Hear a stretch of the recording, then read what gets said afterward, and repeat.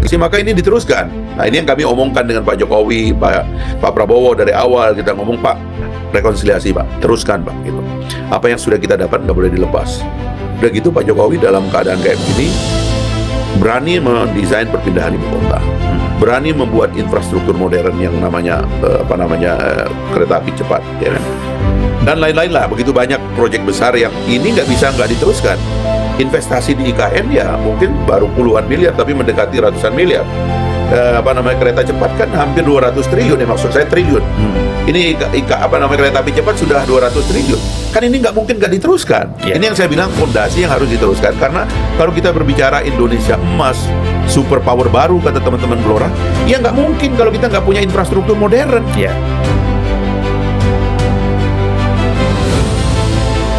Assalamualaikum warahmatullahi wabarakatuh. Waalaikumsalam. Salam sejahtera buat kita semua. Selamat datang Bung Fahri Hamzah. Wah, sudah berkali-kali. Terima kasih Bang. Kasih kesempatan terus. Masih Wakil Ketua Umum Partai Gelora. Partai Gelora. Ya. Caleg dari NTB 1, Pulau Sumbawa. Pulau Sumbawa. Ya. Luar biasa. Jadi Bung Fahri kemarin saya lihat seru sekali ya. Waktu acara sebelum ke KPU. Ya. Nah, itu kan ada acara dulu di arena ya.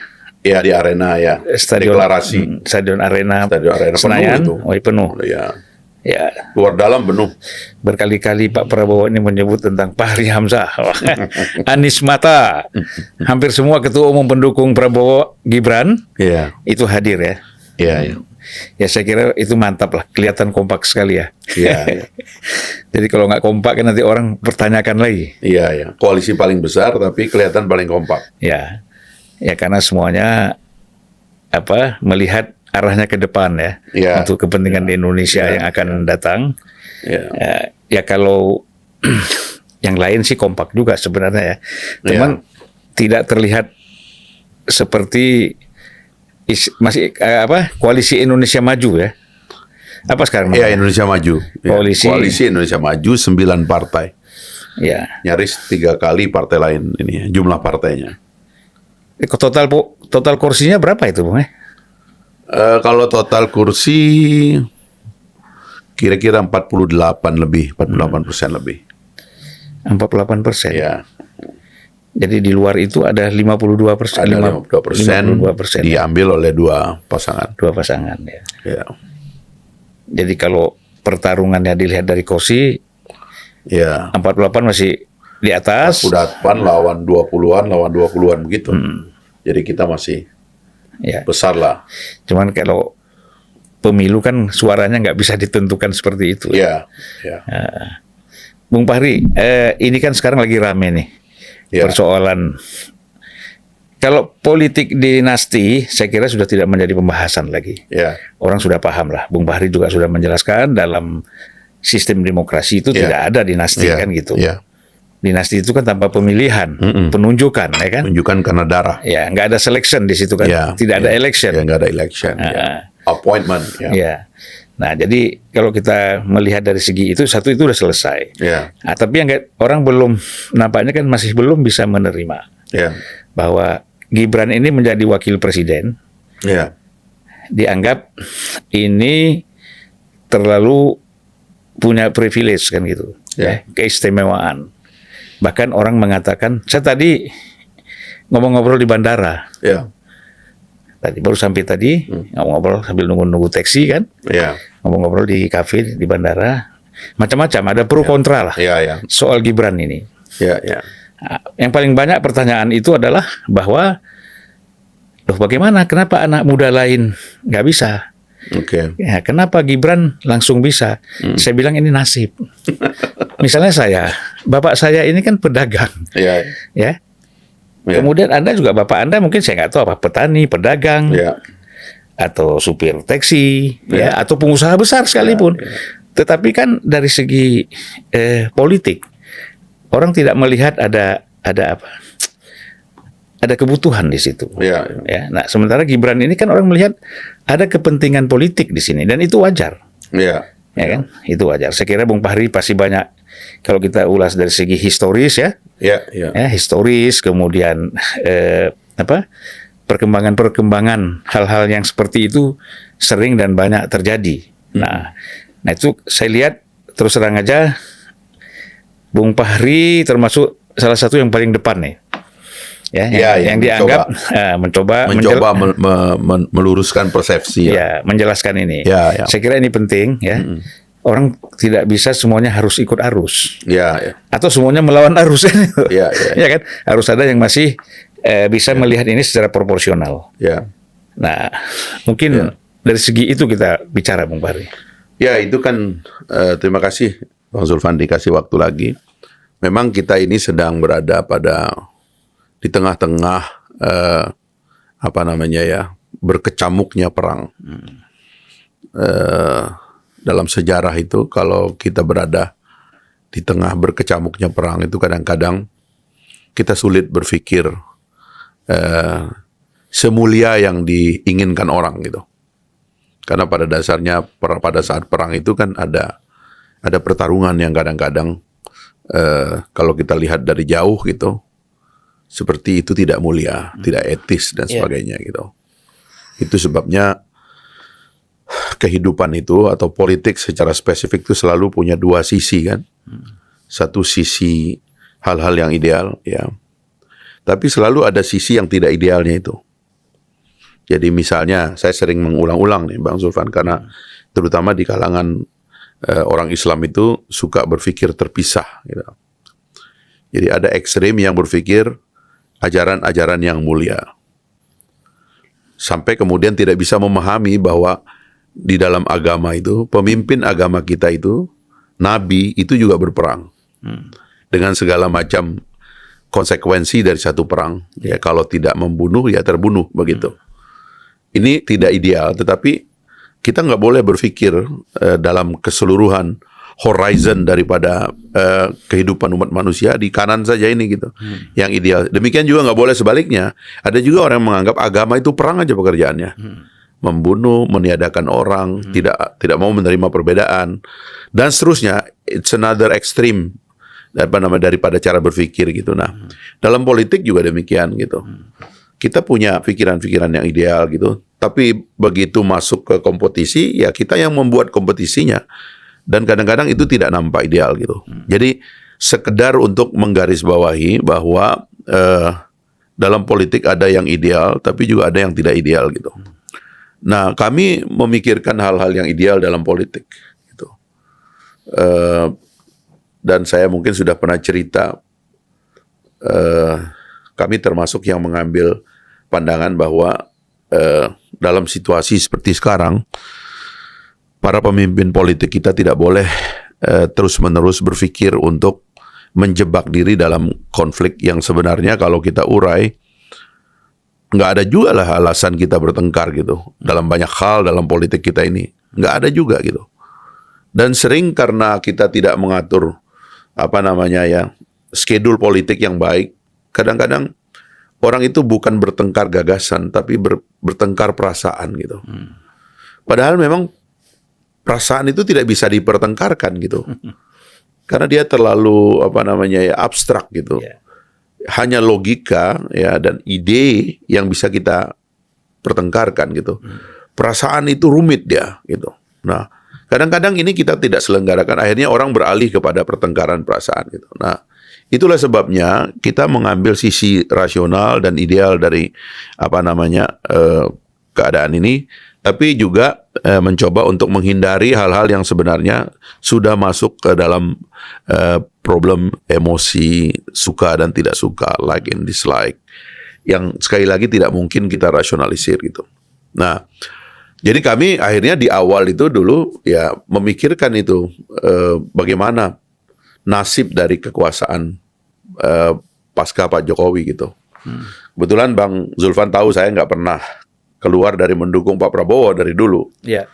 Karena saya tahu siapa Prabowo dan bagaimana dia waktu dia muda, ya kan sampai dia berumur 72 sekarang ini, saya ngikutin dan bisa dibilang ada di sekitar dia gitu.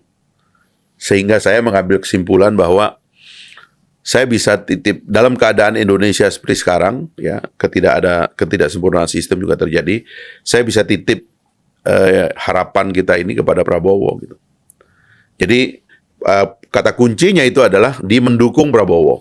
Tapi sebelum mendukung Prabowo kemarin itu Bang Zulfan, saya dengan teman-teman Partai Gelora mengajukan judicial review terhadap undang-undang pemilu di Mahkamah Konstitusi karena rapat kerja nasional partai meminta agar Pak Anies Mata, Ketua Umum Gelora, dan saya itu maju sebagai calon presiden dan wakil presiden mewakili Partai Gelora. Karena ada mandat itu, maka kita memperjuangkan di Mahkamah Konstitusi ya, supaya kita hilangkan itu threshold karena kami mendapat amanah mewakili ide partai, ideologi dan gagasannya untuk bertarung dengan kandidat lain gitu. Itu mandatnya. Kami datang ke MK. Kami mengajukan judicial review dan mengusulkan banyak sekali argumen yang kami ungkapkan betapa bahayanya presidential threshold, bahkan parliamentary threshold juga kami minta dia dihapuskan gitu. Karena nggak ada alasannya membatasi orang yang sudah terpilih oleh rakyat tidak bisa berkantor dan mewakili rakyat di Senayan hanya karena partainya dianggap tidak cukup di tempat lain. Iya, iya. Padahal di tempat dia cukup gitu. Tapi dua-duanya gagal. Ya, kita gagal berargumen atau digagalkan oleh Mahkamah Konstitusi.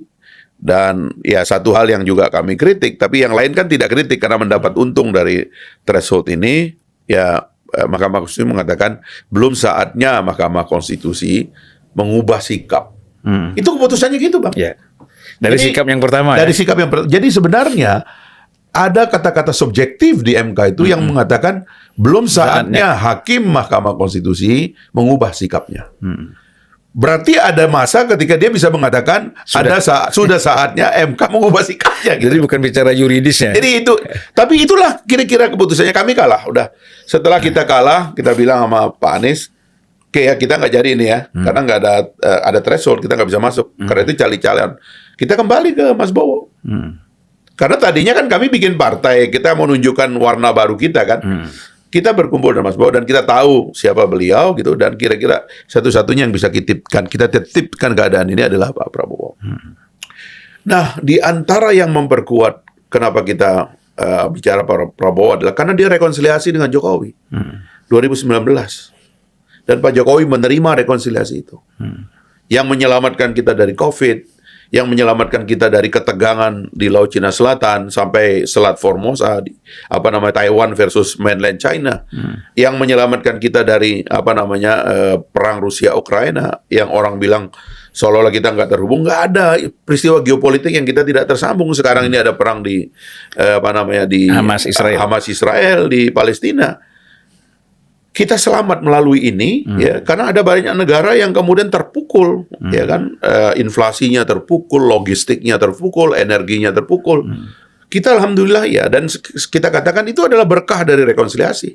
Karena dia berkah rekonsiliasi, maka ini diteruskan. Nah, ini yang kami omongkan dengan Pak Jokowi, Pak Prabowo dari awal. Kita ngomong, Pak, rekonsiliasi, Pak, teruskan, Pak, gitu. Apa yang sudah kita dapat nggak boleh dilepas. Udah gitu Pak Jokowi dalam keadaan kayak begini berani mendesain perpindahan ibu kota, berani membuat infrastruktur modern yang namanya kereta api cepat, ya kan, dan lain-lain lah. Begitu banyak proyek besar yang ini nggak diteruskan. Investasi di IKN ya mungkin baru puluhan miliar, tapi mendekati ratusan miliar. Kereta cepat kan hampir 200 triliun, maksud saya triliun.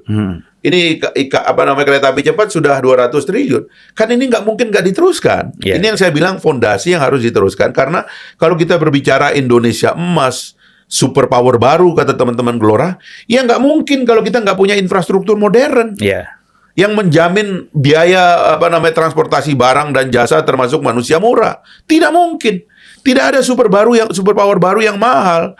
Tidak ada superpower baru yang SDM-nya itu tidak tumbuh kapasitas dan lain-lainnya. Nah, akhirnya kan kita usulkan supaya diomongkan. Kabinetnya itu dijaga. Kabinetnya mau dijaga, rupanya ada yang keluar. Harusnya kan keluar total ya. Tapi tanggung keluarnya, menyebut diri ya perubahan dan sebagainya. Sekarang PDP rupanya dia nggak mau bersama Pak Prabowo. Ya. Pak Prabowo kan nawarin Mbak Puan jadi wakil, habis itu Mas Ganjar jadi wakil, nggak mau. Ya ada kader PDP yang lebih muda namanya Gibran, akhirnya itu yang diambil. Pada waktu itu aturannya belum memungkinkan. Tapi kemudian ada orang melakukan judicial review. Ya. Sequence ini nggak bisa dihukum. Kalau orang melihat ada kepentingan saya mau merubah MK, nggak usah orang sekapasitas, katakanlah yang related kepada Gibran, ada seorang pegawai pegawai migran kita, ya, migran workers kita di luar negeri datang ke Indonesia mengajukan judicial review pribadinya, bukan siapa-siapa, dan menang di MK. Apalagi kalau orang yang sudah punya keluarga politik, standing position dan sebagainya, pasti ada kehendaknya kan. Terjadilah apa yang ada di MK, dan Gibran bukan para pihak, ya kan? Tidak terkait, dan di MK itu sebenarnya istilah conflict of interest itu tidak dikenal. Kenapa tidak dikenal? Karena yang diadili itu norma. Norma itu nanti berlaku pada semua orang. Kalau di sengketa pilkada masih mungkin. Bahkan hakim diidentifikasi nggak boleh dia lahir di tempat pilkada dia sengketa itu, apalagi kalau punya hubungan keluarga. Tapi kalau menguji norma tidak bisa. Karena norma tidak berlaku bagi pribadi orang. Keputusan MK nomor 90 itu begitu dia berlaku bagi semua orang.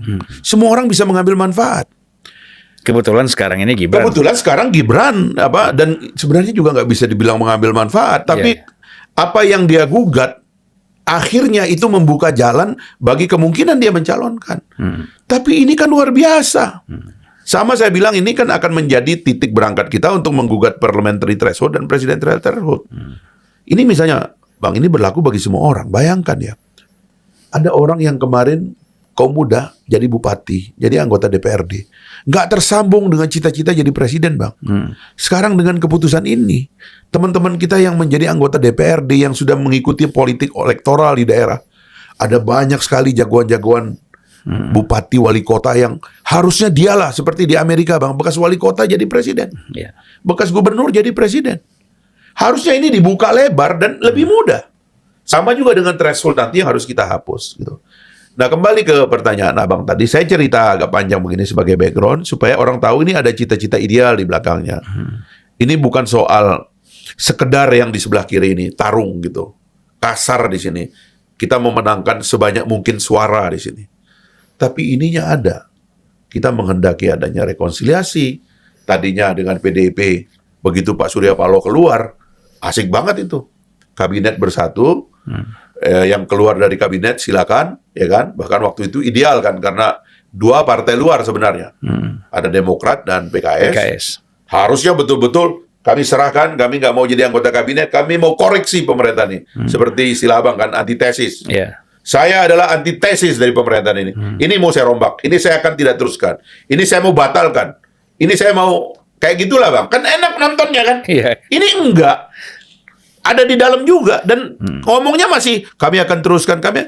Terus apa bedanya? Kenapa mesti rakyat ini melihat pertengkaran dengan biaya 100 triliun kalau sebenarnya di otak kalian nggak ada yang baru? Kan gitu loh. Kan itu pertanyaan orang kan. Nah, tapi itu tidak terjadi, Bang. Akhirnya kan PDIP juga keluar, tadinya Mbak Puan ditawarkan, Pak Ganjar ditawarkan, akhirnya ya Gibran yang kena. Makanya Gibran saya lihat nggak mundur tuh. Karena dia mungkin masih mau jadi anggota PDIP juga, dalam keadaan dia menjadi wakilnya Pak Prabowo. Kata orang nih ya, ini kan melanjutkan batu tulis katanya gitu. Karena dulu ada perjanjian kan, Ibu Mega atas nama PDIP mau mendukung Pak Prabowo sebagai calon presiden, wakilnya dari PDIP kan. Hal-hal ini kemudian, Bang, karena kita tidak desain, jadi ada dua. Yang pertama tadi pikiran ideal, yang kedua tadi itu yang tidak ideal, artinya ada. Tapi yang kedua, desain sistem tidak memungkinkan kita merasionalisir pilihannya siapa. Seperti Abang bilang tadi ya, saya kalau nanya-nanya ke diri saya, ke orang gitu, Abang pernah lihat rumah saya di kampung, ini orang kampung beneran, Bang. Saya lahir di sana, umur 13 baru ada listrik. Betul-betul gelap dunia. Saya titih karir kita sampai di Jakarta, alhamdulillah kita bisa jadi aktivis dan sebagainya. Nggak ada jalurnya kalau kayak begini kita mau jadi presiden, Bang. Nggak ada. Dikunci oleh elit yang menentukan persyaratan yang sulit. Nah, ini persyaratan ini harus dihapus semua. Dan keputusan MK ini salah satu yang memberikan penghapusan kepada syarat-syarat yang rumit kepada calon presiden. Sehingga nanti ada wali kota, ada gubernur, anak-anak muda yang berasal dari seluruh Indonesia yang bisa membuktikan dia bisa mimpin Indonesia juga akan memakai undang-undang ini untuk Iya. memimpin gitulah. Jadi itu akhirnya kompleks Bang kita mendiskusikannya. Jadi kalau bertanya kenapa Gibran, ya saya suka jawab seloroh Bang. Karena kalian melarang aku pakai threshold, akhirnya Gibran yang maju. Pakai threshold. Posisi Gibran lebih memungkinkan untuk berada di desain simbolik daripada pemilihan oleh koalisi Indonesia Maju. Saya tadinya mau pakai jalur yang rasional. Jika tidak ada threshold, saya akan tarung dari awal, berdebat dari awal, sampai kemudian dinominasikan di ujung gitu. Atau kalau pakai sistem di konstitusi kita, ada primary-nya itu Bang.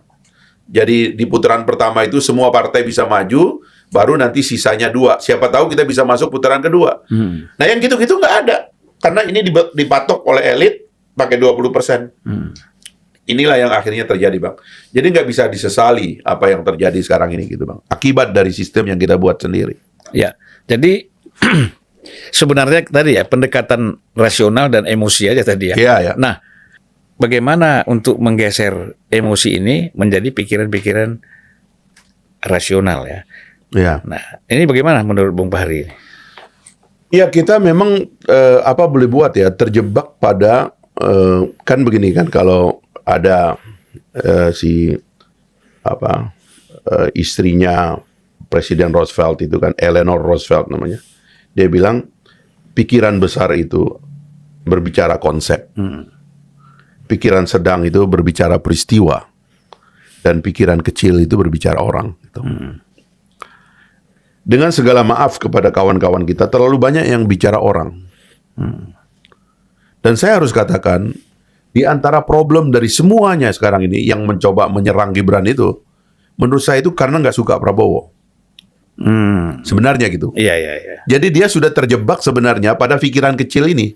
Coba cek semuanya, intinya nggak suka Prabowo. Kalau misalnya Gibran jadi wakil Ganjar, no problem. No ya? problem pasti. Gibran jadi wakilnya Anies Baswedan, lebih nggak problem lagi. Iya. Tapi ini karena menjadi wakilnya Prabowo. Iya. Dan mereka terjebak pada pikiran kecil tentang orang. Mereka sudah memblacklist orang yang bernama Prabowo. Saya tahu ini kalau kita cerita bagaimana orang-orang itu sampai pada kesimpulan itu, ya menurut saya itu agak memalukan begitu ya. Karena soal ketersinggungan dengan gaya, ya kan? Soal kekecewaan dari fakta bahwa dia berasal dari rezim Orde Baru dulu, yang orang tidak tahu bagaimana tarik-menarik dinamika antara Prabowo dengan rezim Orde Baru. Kenapa di elit-elit militer dia itu menjadi, pada waktu itulah, dianggap pengganggu lah. Iya. Sebagian karena sikap kritisnya, karena keberanian bertemu aktivis kayak kita, ya kan, karena outspoken, berani bicara, berani melontarkan perlunya reformasi ekonomi pada saat Orde Baru begitu kuat berkuasa. Tapi orang-orang itu dari dulu memang punya masalah pribadi dengan Prabowo. Jadi kalau kita cari rasionalitasnya tentang Gibran, tentang Pak Jokowi, nggak ada. Simply karena Pak Jokowi membiarkan, ya kata Pak Jokowi, Gibran sudah dewasa, ngapain dilarang-larang kan? Masa orang sudah jadi wali kota masih diatur kayak anak masih nyusu sama ibunya, kan nggak bisa begitu dong gitu. Tapi lagi-lagi kalau nyebut nama-nama, begitu dia nyerang Gibran itu pasti punya masalah dengan Pak Prabowo.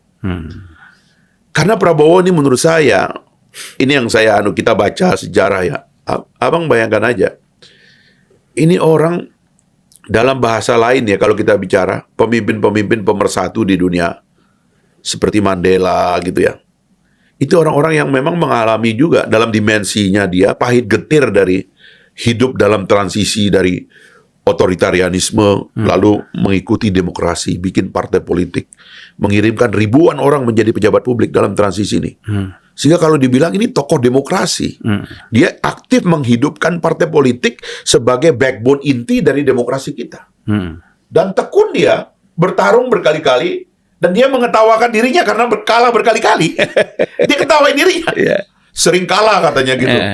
Datang ke Pak Jokowi katanya, Pak saya belajar sama Bapak, karena saya kalah sama Bapak 2 kali katanya. Di zaman Ibu Mega dijadiin wakil, nggak ada orang ribut. Ya kan? Karena menjadi bagian dari mereka. Kemarin juga jadi menteri nggak ribut, karena dianggap membantu Pak Jokowi juga. Itu menciptakan stabilitas buat Pak Jokowi, nggak marah. Tapi begitu Prabowo mau mimpin, ini yang menakutkan mereka. Banyak nih kelompok-kelompok takut, itu saya mengerti. Tapi orang ini takut kalau kita bersatu, takut kalau kita mandiri, takut kalau Prabowo punya determinasi tentang keadilan sosial, itu yang mereka takuti. Jadi ini nggak ada hubungannya dengan soal Gibran, soal apa? Soal sebenarnya. Mahkamah Konstitusi nggak ada. Nggak ada, ini soal Prabowo aja kok. Gitu. Iya, tapi kan saya melihat juga begini, memang banyak yang menggunakan emosi yang sebenarnya itu tanpa dasar. Ya. Tapi kan kalau orang kayak seperti Eros, Butet, ya, mereka itu termasuk rumpun terdekat dengan Pak Jokowi ya. Iya. Oleh karena itu, saya melihat ini memang berangkat dari kekhawatiran sebagai teman gitu kan, melihat serangan-serangan yang begitu deras, begitu kuat, sehingga muncul ada rasa kekhawatiran mereka tidak menginginkan Pak Jokowi ini terjebak ya di dalam permainan politik pihak lawan misalnya. Gimana tuh? Ya siapa yang mereka anggap lawan? Kan memang Prabowo yang dianggap lawan. Kita juga kenal. Balik-baliknya ke Prabowo lagi ya. Memang Prabowo masalahnya. Ini kan masalahnya karena itu yang saya bilang ya. Saya mencoba merenungi ya. Kalau dibilang bahwa mungkin mereka kecolongan juga. Kenapa mereka membiarkan terjadinya rekonsiliasi antara Pak Prabowo dengan Pak Jokowi, Pak Jokowi dan Pak Prabowo? Mungkin itu diantara penyesalan yang mereka lakukan sekarang ini. Karena dua anak bangsa ini yang sering bertemu, Pak Prabowo adalah pendukung Pak Jokowi. Dia berkampanye untuk Pak Jokowi. Dalam Pilkada Jakarta dia mengangkat tangan Pak Jokowi. Dia mengatakan, Pak Jokowi adalah wali kota terbaik di dunia. Sekarang kita akan menjadikannya gubernur terbaik di dunia. Itu kata Pak Prabowo. Iya. Tapi nggak pernah bisa lama, karena habis itu tentu kelompok-kelompok ini dia tarik lagi. Istilahnya seolah-olah ya, kalau Pak Prabowo pernah ikut mendukung orang ini, kalau bisa dianggap aja nggak ada jasanya, gitu. Dianggap aja ini alat aja lah kita pakai supaya kawan kita ini menang. Habis itu dikepung lagi oleh dia. Terjadilah rekonsiliasi di 2019 sebelum ada COVID dan sebagainya itu. Mungkin mereka nggak sadar bahwa antara Pak Prabowo dan Pak Jokowi ini dua-duanya orang baik. Sehingga waktu dua orang ini ketemu saling membaca hati, istilah saya dulu dalam bahasa puisi, saling merogoh hati, saling merogoh dada kita. Ternyata ini berdua-duanya orang baik dan mereka bilang, Pak, Bapak baik, saya baik. Kenapa kita selama ini bertengkar? Kenapa selama ini kita berperang? Kenapa selama ini kita nggak klaim? Dan seperti mungkin di keduanya ada penyesalan juga. Kenapa kita kok bisa diadu domba sama orang-orang ini? Dan akhirnya mereka ada understanding. Pak, saya mau teruskan kerja. Pak, rekonsiliasi harus dijaga, Pak. Pak, kita nggak boleh membiarkan adanya hasrat-hasrat primitif ya dari dalam tubuh kita yang menganggap bahwa kita ini nggak bisa meneruskan apa yang baik. Bung Karno dengan Pak Harto dua-duanya baik, tapi terputus dia. Saya membaca menonton video-video pernyataan Pak Harto tentang Bung Karno, tapi di luar sana orang mau mengeksploitasi seolah-olah ini adalah musuh hitam dan putih yang pasti saling membunuh dan menghabiskan. Nggak ada. Ini orang saling menghormati pribadi yang dekat. Tapi kita tidak pernah mengatur secara baik transisi begitu Bung Karno putus, pecah. Pak Harto jatuh juga demikian. Itu putus. Seolah-olah ini orang nggak ada harganya. Ini orang penjahat. Saya berkali-kali menulis surat supaya Pak Harto dijadikan pahlawan. Ditolak. Seolah-olah orang ini nggak pernah ada jasanya dalam hidup ini. Padahal orang mengerti kalau kita biarkan waktu itu bukan Pak Harto yang mengambil alih keadaan. Lain Republik ini ceritanya. Tapi sebagian orang bisa melobi supaya Pak Harto tidak dianggap. Bangsa Amerika itu mau penjahat perang kayak George Bush saja tetap aja kasih tempat. Ya kan? Dari Pak Harto jatuh, turun ke Pak Habibie. Bang, saya ini karena dekat sama Pak Habibie dari kuliah. Almarhum Pak Adi Sasono kenalin saya ke Pak Habibie. Pak Habibie, ini ada anak orang kampung nih, teman saya. Adiknya teman saya, ponakan teman saya. Karena Mas Adi itu dengan paman saya dekat sekali. Jadi, tapi ini lebih pintar dari pamannya Pak Habibie. Terus kita ngobrol. Siapa Pak itu Habibie. paman? Paman saya Ziyad Salim namanya. Masih ada di Lombok.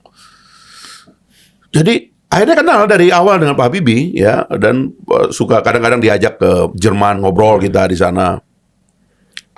Pak Habibie, saya bilang kepada teman-teman, Habibie lain. Ini memang menterinya Soeharto yang disukai Soeharto, tapi Habibie sebagai manusia lain. Dia khazanah pikirannya itu orang maju, orang Eropa ini pikirannya. Dia udah menjadi kelas menengah atas di Eropa sebelum kembali ke Indonesia jadi menteri. Wawasannya modern. Dia memimpin badan industri strategis yang begitu banyak. Oh, nggak bisa, orde baru. Ganyang Habibie, jatuhkan Habibie. Akhirnya Pak Habibie ya kebesaran hatinya, dia bilang, waktu saya sudah habis, silakan diteruskan, kata beliau. Selesai Pak Habibie. Ya.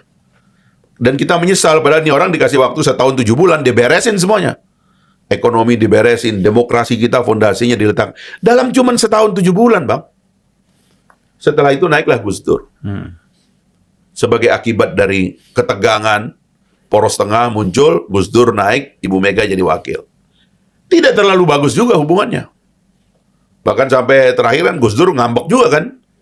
Sama Pak Amin, sama Bu Mega. Ngambek terus tuh, diomelin terus sama beliau tuh. Yang dia nggak pernah omelin Pak Prabowo tuh. Ya. Gus Dur ini sampai pernah bilang bahwa orang yang paling ikhlas hatinya untuk rakyat itu cuma Prabowo. Kata Gus Dur itu. Gus Dur, Bu Mega selesai, masuk Pak SBY. Tegang lagi, Bang. Pecah lagi. Kan sampai hari ini kita tahu apa yang terjadi dengan Pak SBY dan Ibu Mega kan. Pak SBY berhenti, ada sedikit masalah, tapi mulai landai lah. Kenapa kita tidak mengatur bahwa pergantian kepemimpinan ini adalah satu kontinuum sebagai bangsa? Bukan untuk saling meniadakan, tapi anggaplah mereka sebagai peletak tangga. Makanya saya terharu sekarang, Bang, karena Pak SBY mendukung Pak Prabowo, Pak Jokowi juga sepertinya trennya ke arah sana, jadi nomor 6, nomor 7 mau meletakkan nomor 8 saya bilang. Presiden kita ke-8 nanti Pak Prabowo. Itu tangga yang baik gitu. Kita kalau kembali ke situ, Bang, akhirnya kita bisa berpikir lebih negarawan sedikit. Ini bukan soal orang per orang, tapi soal konsepsi kita meneruskan perjalanan. Ini di kanan, Bang, pikiran rasional. Tapi bahwa di sini harus ada pertempuran, memang kita nggak bisa hindari. Apa yang dilakukan teman-teman kita itu adalah perang. Dia nggak suka Prabowo dan dia nggak mau Prabowo jadi presiden, ya sudah. Tapi nggak usah seret-seret yang lain dong gitu loh. Karena kan kalau bicara soal etik tidak etik, kita semua ada persoalan etik tidak etik. Ya. Ya, jadi kalau dari pandangan saya ya, tadi kan terhubungkan banyak bicara soal Prabowo. Jadi kalau bicara Prabowo, saya tidak ada kedekatan emosional. Ya. Saya coba bicara misalnya rasional. Ya.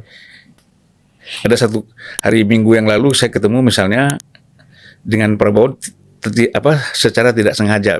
Ngobrol, saya duduk di sebelahnya, bicara cerita-cerita biasa kan. Nah, saya melihat orang ini kalau mengenal Prabowo ini lebih dekat, saya kira dia akan lebih asik. Lebih asik ya. Orangnya enak lah diajak bicara gitu. Itulah, Bang. Kalau Bung Fahri pasti lebih dalam ya. Saya tuh, ini kita bicara ini soal hubungan Prabowo dan Jokowi nih, Bang. Karena kalau kita kan memang terus terang, yang saya tuh orang kampung, Bang, ya, lahir betul-betul di kampung gitu. Begitu saya masuk ke Fakultas Ekonomi UI, ini kan fakultas yang didirikan oleh bapaknya Pak Prabowo, Profesor Sumitro. Saya masuk Jakarta tuh, Pak Mitro tuh sudah tua lah, udah hampir nggak pernah ke kampus gitu. Kebetulan di Fakultas Ekonomi ya. Fakultas Ekonomi. Nah, lalu kebetulan punya kesempatan untuk bergaul dengan Pak Prabowo, dan mungkin karena kita ada darah timurnya begitu ya. Dan Prabowo ini kan sedikit banyak sebenarnya juga punya darah timur karena ibunya kan orang Minahasa sebenarnya. Jadi kalau bicara itu belak-belakan gitu. Dan ketawanya kayak sekarang tuh lepas gitu. Dan nggak ada yang di hatinya itu nggak ada yang dia simpan. Dia nggak mengenal istilah dendam. Ya. Sebenarnya marah tuh dia nggak kenal. Kecewa itu nggak dia kenal. Tapi orang tuh salah sangka kalau bahwa dia itu adalah komandan pasukan khusus, pasukan tempur. Jadi gayanya itu ada gaya-gaya suka kalau nepok-nepok, wah kayak gitu-gitulah. Jadi kita tuh justru fun merasanya itu yang asik gitu loh, karena orang tuh keluar dirinya. Nah, saya terus terang, Pak Jokowi itu ada begitunya tuh. Saya lihat ya, saya nggak tahu sih. Jadi misalnya saya kan kurang apa ngeritik Pak Jokowi. Tapi setiap mau rapat konsultasi, dia bilang sama pimpinan Pak Novanto, zaman Pak Novanto, kan saya mengalami 3 ketua DPR. Pak Novanto, Pak Ade Komarudin, dan Pak Bambang Susatyo. Itu kalau mau rapat konsultasi, selalu pesan dari istana, harus ada Mas Fahri. Gitu. Itu pesan terus tuh. Saya juga heran ya. Padahal kritik cukup banyak ya. Kritik keras sekali, sampai orang kan di sosial media maki-maki saya kan, terutama loyalis Pak Jokowi itu kan, waduh kasar sekali tuh. Tapi saya tahu lah begitu. Tapi begitu ketemu Pak Jokowi, dia relax. Bahkan suatu hari dia bilang, kok kita cocok ya kalau ngomong ya. Dia bilang begitu tuh. Saya terharu begitu ya. Jadi dia itu bisa menerima, istilahnya itu, ruang hatinya bagi orang itu kok luas gitu. Coba lihat orang-orang di sekitarnya itu kan macam-macam kan karakternya kan. Itu yang saya bilang. Pak Jokowi itu nggak berubah, orang-orang di sekitarnya mungkin berubah. Gayanya itu tetap. Nah, begitu ketemu Pak Prabowo, menurut saya itulah misterinya. Orang mungkin tidak menyangka bahwa pribadi Pak Jokowi itu seolah-olah chemistry-nya nggak bisa nyambung dengan Pak Prabowo. Ternyata nyambung. Inilah yang orang itu kecele, menganggap bahwa Pak Jokowi itu tidak bisa dekat dengan Pak Prabowo. Menurut saya kalau dulu kan para ulama mengatakan kan hati itu kan seperti tentara dia kan. Dia itu berbaris. Kalau hati orang itu sama, mau mukanya kayak apa, mau gayanya kayak apa, kalau hatinya sama dia nyambung. Nah, inilah yang saya kira ya kita punya momentum bahwa dua orang ini memang waktu itu bersatu dan betul-betul bersatu. Pak Prabowo itu menunjukkan loyalitasnya yang penuh kepada presiden. Sebagai menteri dan sebagai pembantu presiden. Dia tunjukkan sepenuh-penuhnya. Dan mungkin itulah yang menyebabkan Pak Jokowi juga memberikan penghormatan dan harga kepada Pak Prabowo. Sampai-sampai kalau dia berbicara legacy mungkin tentang masa depan, Pak Prabowo itu lurus. Tapi kalau orang lain yang terlalu banyak pemain-pemain di belakangnya yang tidak bisa dia kendalikan, itu mungkin juga buat dia bisa berbahaya juga, pewarisan kepada orang yang dia tidak kenal, kan kira-kira gitu. Nah, jadi itu konteksnya kalau saya lihat Bang, terkait dengan cara membaca pribadi Prabowo ya. Kalau soal pribadi Prabowo saya kira saya sudah banyak sekali mengatakan gitu. Tapi buat saya dalam perjalanan yang sudah begitu panjang ya, sudah lebih dari 30 tahun Prabowo dalam gejolak ya. Kita nggak bicara masa-masa normalnya. Di zaman Orde Baru, ya kan? Dia masuk tentara. Kenapa dia masuk tentara? Ini keluarga priai kok. Biasanya kan nggak masuk tentara. Biasanya kan jadi pengusaha atau menjadi pejabat kan. Dia masuk tentara. Dan tentaranya itu bukan tentara belakang layar. Ini tentara tempur. Kalau kita dengar cerita-cerita dia hampir mati di Timur Timur segala macam itu real, bukan pura-pura mau hampir mati, memang hampir mati. Sampai wawancara dengan waktu sudah terjadi rekonsiliasi Timur Merdeka, lalu ketemu lagi dengan pasukan-pasukan yang hampir membunuh dia. Ya kan? Nggak tahu dong siapa itu, tapi dia bilang instingnya berubah ngeliat Prabowo waktu dia menyelamatkan komandan yang tertembak itu. Itu ada kisah begitu. Jadi Prabowo itu manusia sejarah ya. Mengikuti begitu banyak hal dalam hidupnya dan juga kontroversi. Tapi menurut saya hari ini dia punya tugas mempersatukan bangsa. Karena itu kita memerlukan dia karena dia nggak punya dendam, hatinya bersih, dia tidak punya target untuk mengganggu orang segala macam. Yang dia pikirkan adalah bangsa ini harus makan cukup. Anak-anak bayi nggak boleh stunting, ya. Anak-anak kita harus sekolah. Cuman itu pikirannya. Tapi orang ya sekali lagi yang saya lihat itu memang punya masalah. Dan masalahnya nggak bisa dijelaskan karena apa yang mau kita persoalkan? Ya, penculikan yang nggak ada buktinya itu yang berkali-kali diungkap-ungkap, diulang-ulang itu. Yang nggak ada buktinya itu. Apalagi yang mau diungkap? Ya kan? Apa yang mau kita persoalkan? Soal kesehatan, orang komando pasukan khusus, dia masih berenang setiap pagi. Ya kan? Dia sehat. Kok orang mempersoalkan kesehatan orang? Memang orang umur 70 masih kayak begitu, masih bisa lari-lari, ya kan? Apalagi yang mau kita persoalkan? Ya kan? Sekolah, pendidikan. Ya, kalau nanti orang mengungkap soal-soal pribadi ya, Bang ya. Ya ini mungkin karena bekas akan jadi pemimpin pasti dibahas orang semua kan. Soal keluarganya. Ya nanti kalau dia cerita yang sebenarnya orang bisa emosi satu Indonesia. Atau orang bisa menangis satu Indonesia mengetahui bagaimana Prabowo mempertahankan keluarganya, bagaimana hidup keluarganya itu ada dalam pusaran konflik yang luar biasa. Dan sampai hari ini dia masih menjadi satu keluarga yang baik, Bang. Itu mau didramatisir atau kita mau ngambil bagian untuk mengeksploitasi itu sekarang ya silakan gitu. Tapi blackmail yang kita tidak tahu sebabnya, lalu kemudian memakai dalil-dalil lain begitu ya, saya kira berlebihan lah gitu. Saya justru ingin mengajak orang sekarang waktunya kita mendukung Prabowo dan bersatu mendukung Prabowo. Gitu. Ya, jadi memang ini kan persoalan arah pedang yang tajam itu, kita letakkan di mana kan gitu. Kan itu kita lihat. Nah sekarang kan orang mempersoalkan bicara moral, ada bicara akhlak dan segala macam. Dan itu kan kadang-kadang hanya kita gunakan untuk orang lain. Iya. Tetapi kita tidak gunakan untuk diri kita. Kan banyak yang seperti itu. Saya banyak teman-teman lah, termasuk kita sendiri kadang-kadang bicara akhlak, bicara moral, bicara etika. Sebenarnya kita sendiri tidak beretika, tidak bermoral juga. Iya. Itu banyak sekali ya. Nah, jadi saya kira dalam konteks ini kembali tadi, kalau kita bicara itu semuanya kan menjadi relatif. Iya. Oleh karena itu yang pasti adalah Bung Fahri tadi mengajak mari kita membangun bersama-sama, katakanlah misalnya mendukung Prabowo. Yang kita ulas di sini kan ide dan gagasannya. Iya, iya. Kalau kita lihat Pak Jokowi dengan Prabowo itu kan mix sebenarnya dalam kepemimpinan ini. Artinya banyak sekali kalau kita buka lagi gagasan-gagasan Prabowo saat adu adu pendapat di dalam capres itu kan ada debat capres itu. Ya. Pikiran-pikiran Prabowo juga tentang infrastruktur, tentang bagaimana membangun kekuatan ekonomi Indonesia itu dijalankan oleh Pak Jokowi. Iya, iya. Nah, ini luar biasa saya kira ya. Jadi yang kita bahas ini kan ide, pikiran, dan gagasannya mau bawa Indonesia ini ke depan seperti apa. Tapi kalau kita bicara bengek terus ini, kapan bangsa ini mau maju? Padahal orang-orang yang melakukan kritik, mengkritisi, mengkoreksi ini semua orang-orang berpikiran maju.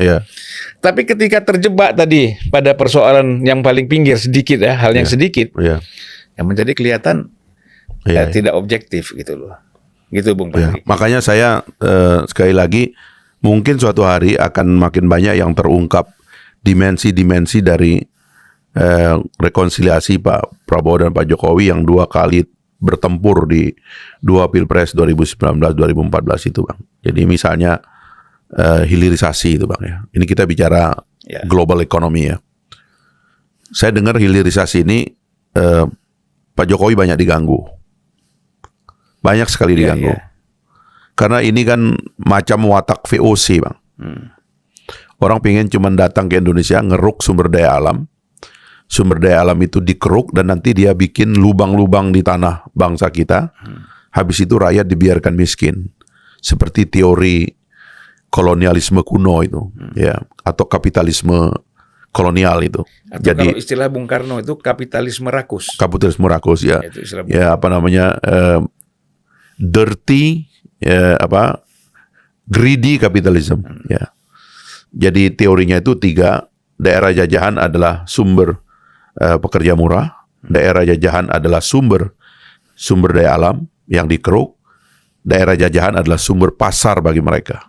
Jadi setelah mereka keruk sumber daya alam kita, buruh atau kerja murah gitu, dia kasih kita uang sedikit, lalu dengan uang sedikit itu dia jual produk-produk mereka kepada kita.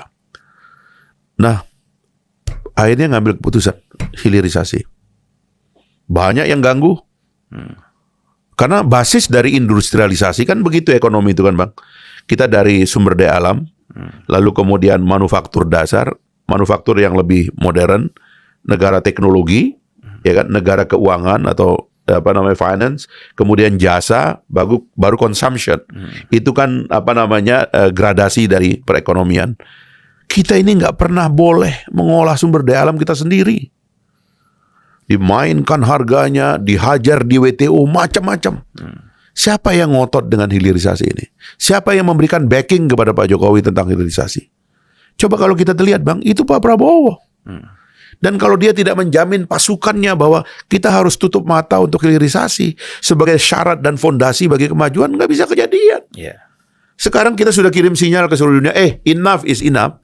Indonesia nggak bakalan lagi menjadi tempat lu ngerambil sumber daya alam, ngerampok hasil alam dan tidak diolah di sini. Nggak bakalan lagi. Orang udah tahu itu.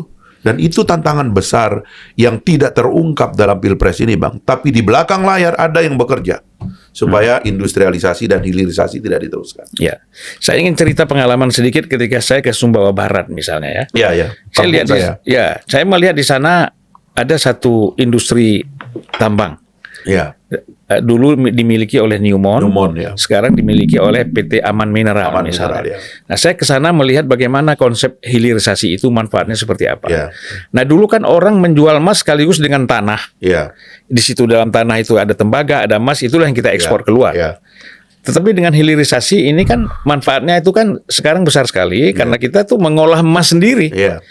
Baru setelah menjadi emas batangan, Ya. kita jual ke sana. Itu kan luar biasa. Ya, betul. Begitu juga Freeport melakukan hal yang sama. Jadi sebenarnya mereka-mereka ini satu memang ada yang ganggu. Ya. Kemudian yang kedua dia takut invest yang besar. Iya. Saya tanya misal Aman Mineral itu mereka investasi ya di lahan Newmont itu sekitar 7 triliun untuk hilirisasi. Ya. Kemudian Freeport hampir 9 triliun misalnya. Saya nggak tahu Cina yang bikin nikel-nikel itu berapa triliun di sana. Jadi ini investasi yang luar biasa sebenarnya. Nah ini orang nggak paham nih. Betul. Orang ini kan gampang sekali tersentuh emosi, ya kan? Persoalan-persoalan yang sebenarnya bukan hal prinsip, Ya. gitu. Nah kita bicara hukum dan demokrasi kan nanti bisa berangkat dari sini. Ya. Kesejahteraan ini kan, Iya, iya. gitu. Pak Hari. Ya Nah, itu kira-kira yang mau diselesaikan oleh Pak Prabowo itu memang ya omong kosong lah, kita bicara demokrasi, kita bicara tentang gagasan-gagasan ideal, Bang. Kalau kita dijebak sebagai negara berpendapat rendah. dan kita masih negara kolonial, Iya. kolonialisme. Iya. Kalau kita tidak berhasil mengangkat pendapatan per kapita kita di atas 10.000 US dollar, ya sekarang kan sudah mendekati 5.000 katanya. Kalau tidak di atas 10.000, kita akan terjebak menjadi negara berpendapatan rendah. Ya. Nah karena itulah kita harus keluar dari sini. Pak Jokowi sudah bikin fondasi pada infrastruktur fisik. Saya kira kemarin saya ngomong sama Pak Prabowo juga cukup panjang tentang orientasi berikutnya itu adalah investasi SDM. Jadi kenapa Mas Gibran tuh ngangkat kartu kartu anak sehat, kartu lansia? Karena kita mau tidak mau basis bagi pertumbuhan ekonomi kita yang akan datang setelah infrastruktur kita bangun dan terus kita akan bangun adalah investasi pada manusianya. Iya, betul. Kalau anak-anak kita stunting, nggak bisa kita bicara superpower, nggak bisa kita bicara negara kuat. Orangnya, mohon maaf, kekurangan gizi. Abang dan saya ini lahir di kampung, Bang. Iya. Abang lihat kampung saya kemarin. Saya tuh, Bang, kadang-kadang ya, kuliah Jakarta, masuk UI. Wah, teman-teman saya mentereng anak-anak pejabat gitu.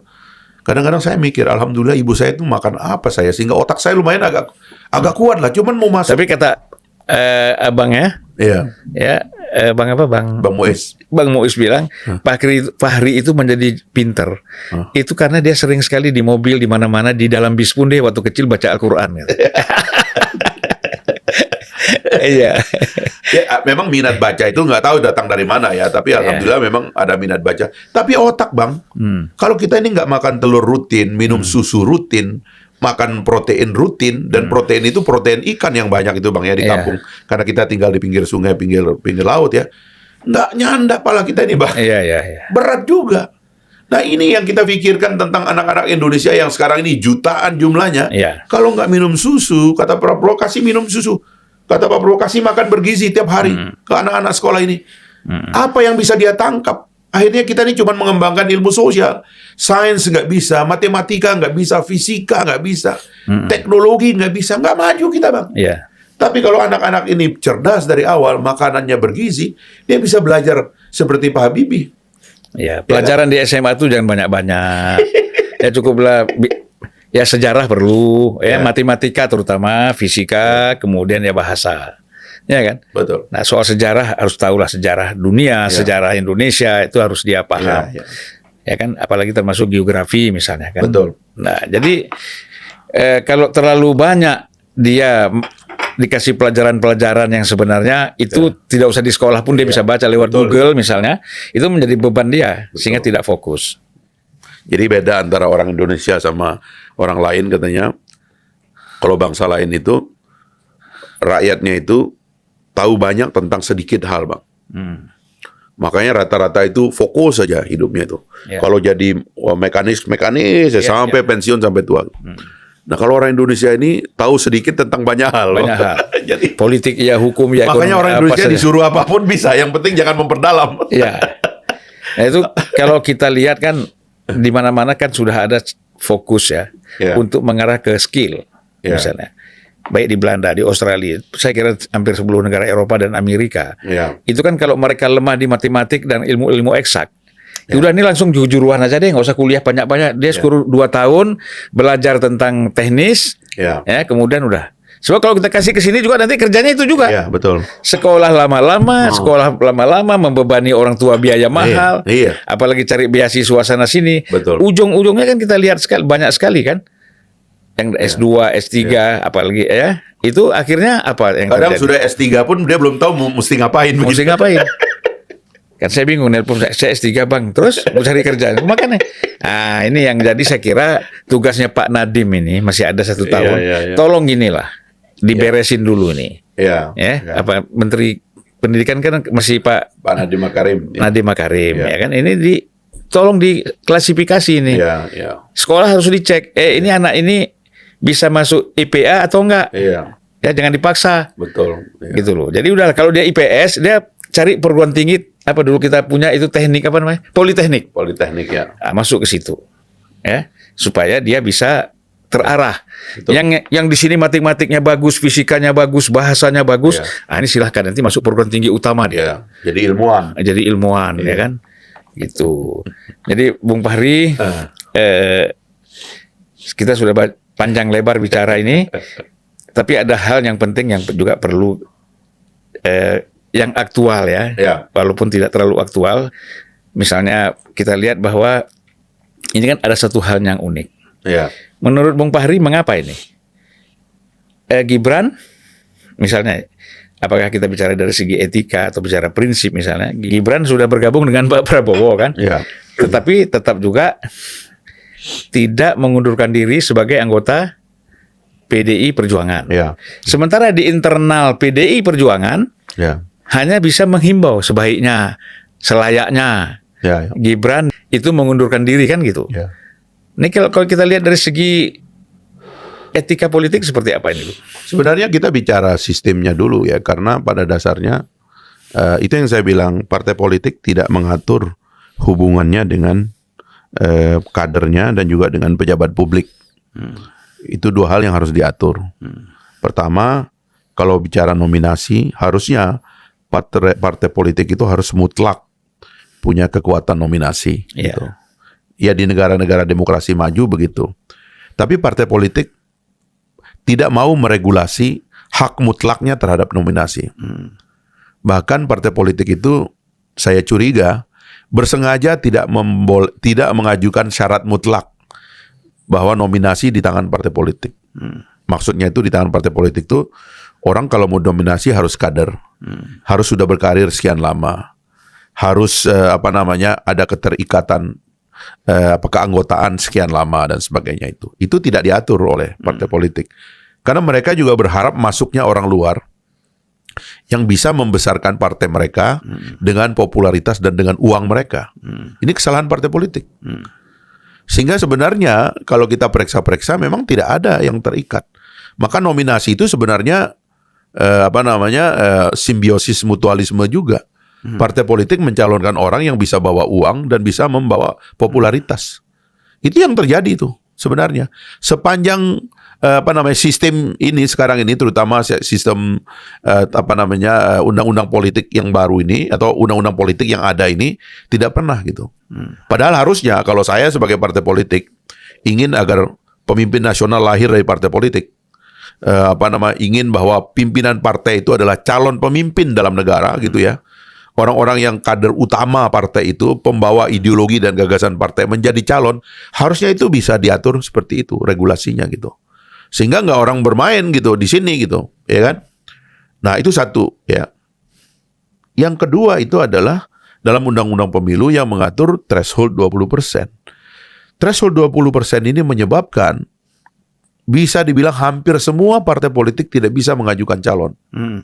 Dan akhirnya rata-rata mereka menjadi penjual tiket. Sekarang kalau kita tanya misalnya peluang dari orang-orang gitu. Jadi begitu di koalisi perubahan misalnya, begitu cari calon presiden nggak ada di partai, adanya di pasar, namanya Anies Baswedan. Diambillah dari pasar, dimasukkan ke situ. Begitu nyari wakilnya, ya akhirnya baru ketemu orang yang paling kuat di dalam, yaitu Caimin dengan ongkos bahwa kemudian terbentuk koalisi baru gitu. Tapi ini fragile ini Bang, karena ini market base ini gitu. Dan nggak ada lagi yang namanya karir. Karena karir tidak lagi kemudian mengikat nominasi. Nominasi ini adalah karena pengaruh pasar, pengaruh survei gitu. Termasuk juga yang terjadi pada PDIP. Sebenarnya kan kalau kita lihat di PDIP itu ada gejolak lahirnya para pendukung Mbak Puan misalnya. Yang kalau menurut saya memang ya saya kenal Ganjar, saya kenal Mbak Puan. Tapi melihat performa Mbak Puan belakangan ini kan sebenarnya dahsyat, Bang. Iya. Pemimpin perempuan lahir luar biasa itu sebenarnya gitu. Tapi kan itu kan driven by the market juga. Kita terima atau tidak, udahlah ini kita nggak bisa saling bohong ya, karena kita ini kan sama-sama punya dapur dan kita saling tahu dapur juga. Ini dapur partai politik bobol, Bang, gitu loh.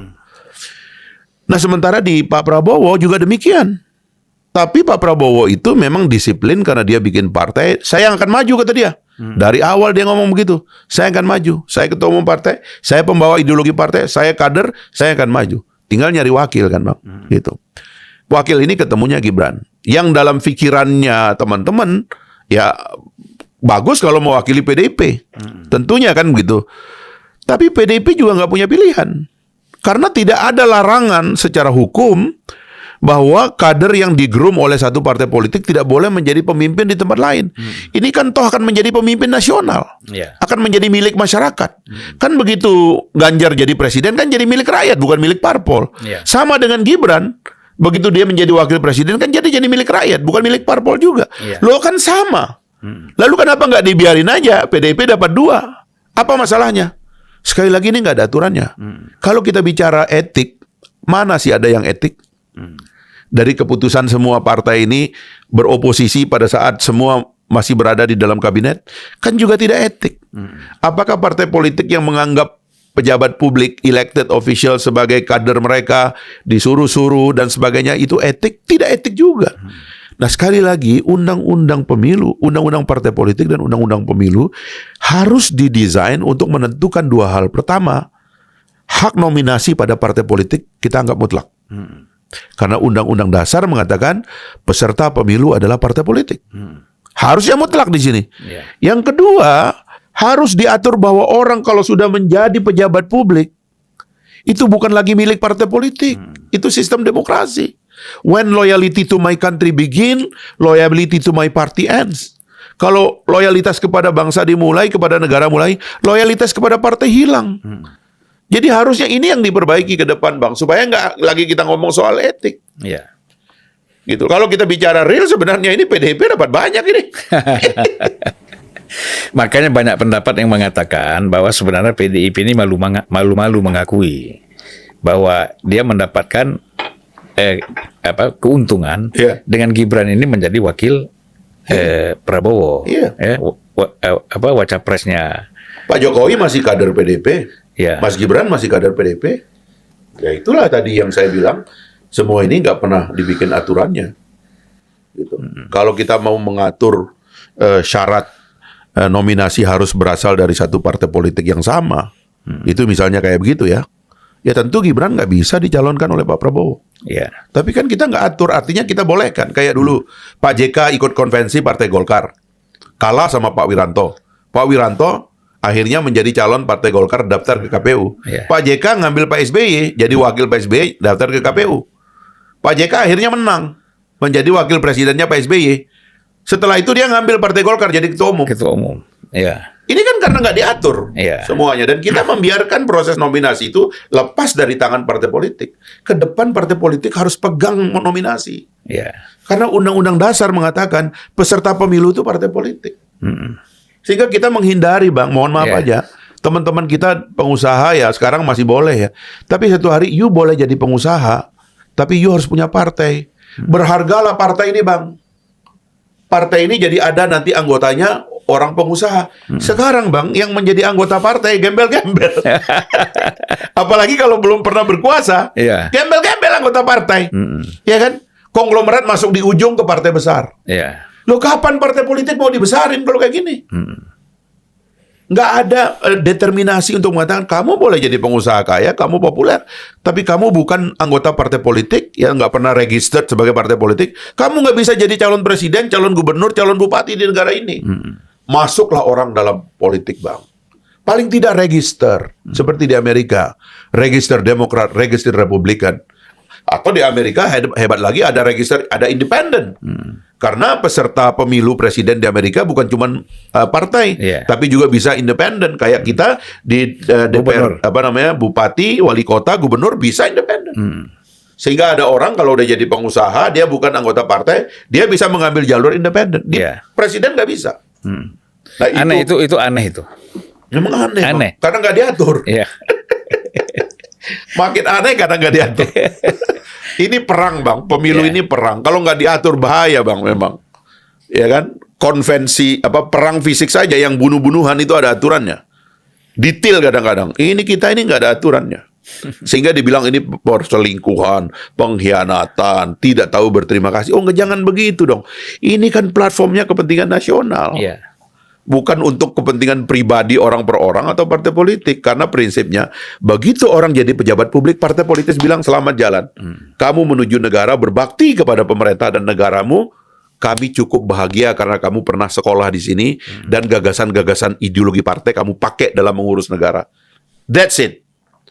Gak usah bikin terus-menerus mau mengendalikan mereka dari belakang, petugas partai, loyal, ini kader apa, nggak ada itu. Begitu orang jadi dia dapat roh dari suara rakyat yang mencoblos dia, itu jadi milik rakyat dong. Jadi kerelaan ya, ridho, Iya. keridoan. Keridoan.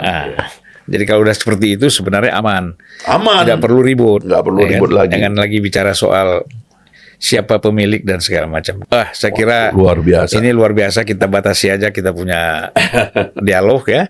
Terima kasih Bung Fahri, Sama-sama. panjang sekali kita berdialog. Ya, saya kira pasti kita akan bertemu lagi, insya Allah, Insya Allah. di dalam forum yang sama, tetapi dengan topik yang berbeda. Ya, terima kasih. Terima kasih atas kehadirannya. Sama-sama, Assalamualaikum Pak. warahmatullahi